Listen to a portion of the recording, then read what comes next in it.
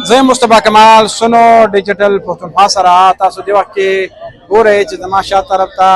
کوم موټروي ده د انبار په مقام باندې اسلام آباد طرف ته هغه مکمل طور باندې بند کړی شوی دی د پی ټی آی څومره کارکنان چې دي هغه راوتي دي نن د دې احتجاج دی او دا احتجاج د صحابه انټرچینج انبار د موټروي د پاسه کېدونکي دي دې تبا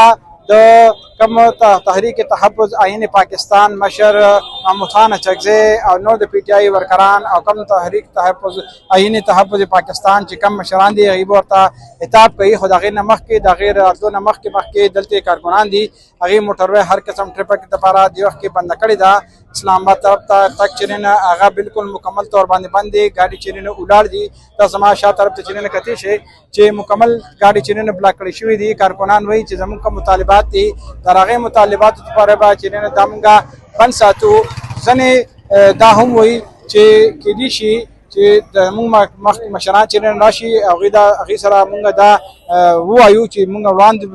د اسلام آباد ته د تګ دپاره هم چې نه ځینې خلک دا هم وایي خو لا دا نه کلیر شوي دې وخت کې د انبار انټرچینج چې کوم مقام دی په هغه طرف باندې مکمل طور باندې باندې موټروي بنده ده